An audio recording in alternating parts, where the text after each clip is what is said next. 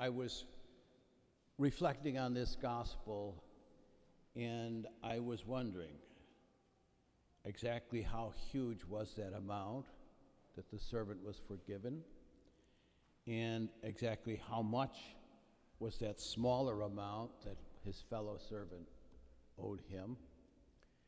And so I dug out my old Greek New Testament and a dictionary, blew the dust off them, and discovered this.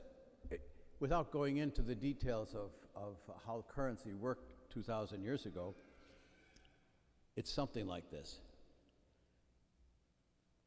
The first servant owed $5,000, and his fellow servant owed him $5. So you don't get that the way it's translated here. And that tells you the enormity of what God has forgiven us and the little that he asks us to forgive others. This is obviously a gospel text about forgiveness, and this is a homily about forgiveness. And there's really two reasons why you might want to hear a homily about forgiveness. First, obviously, forgiveness is an issue for you. It's a problem for you, something you struggle with. I think that's true for, if not most people, many people anyway. We need to reflect on forgiveness, how to do it, how to get it done. But there's another reason. Maybe forgiveness is not an issue for you at all. It's probable, it's likely, it's at least possible that you will meet someone for whom it is an issue. This week, next month, next year, you come across someone who's struggling with forgiveness, because so many people do. And you may find here some words to help that person. 3 ideas about forgiveness. And the first one, just want to develop it a little bit. Forgiveness, according to this gospel, begins with the recognition that God has forgiven you so very, very much. And we need to think about that. We need to actually, it helps to do a list, pencil and paper maybe, but at least a list in your own heart of what God has forgiven you. Go all the way back in time to your younger days and reflect on what God has forgiven you. And then reflect on this. The price for the forgiveness of sins was the passion and death of Jesus. Reflect on that. Contemplate the crucifix. Make the Stations of the Cross. And to see how much has been forgiven us. That's step number 1. And then the other step is to say, how little is God asking me to forgive this other person? Another thought on forgiveness, when I hear confessions, I often say to people, do you have any questions for me? And certainly they don't always do, but sometimes they do, about some issue in their life. But one of the common ones is I can't get myself to forgive this person. And yet I know that Jesus says you must forgive. There's no option there.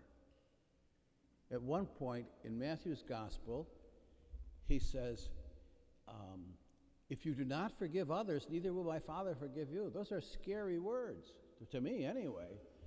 And I think what has to happen is we have to be honest with God in our prayer. We have to say, Lord, I know you want me to forgive this person. And I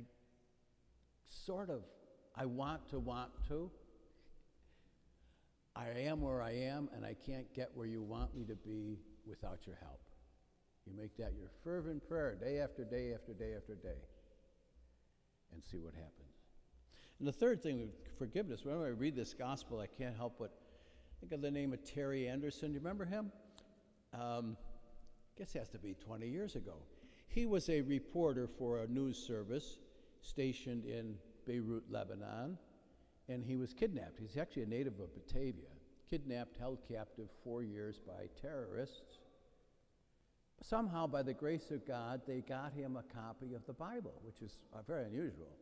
And he devoured the Bible. And he was set free after 4 years. And when he landed in New York, his first words were, "I forgive my captors." It's an amazing, amazing thing. Well, even more amazing was about a year later, he was on a talk show. And the host said to him, "You know this amazing thing you said there where you forgive your captors?" He said, "Yeah, but I learned something. I found that I had to continue forgiving each and every day. And if I did not continue that resolution, that commitment to forgive, that expression of forgiveness, the resentment would start coming back in." That's something we need to remember too. Forgiveness is a process. Especially if we have been badly hurt, we need to continue each day that sense of forgiveness. So the good news in today's gospel, we have been forgiven much. The good news, God asks us to forgive little. The other good news, he will help us to do that. Amen.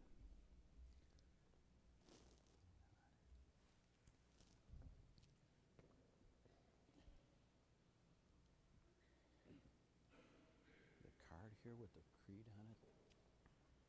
I invite you now to stand that we might profess our faith using the Apostles' Creed.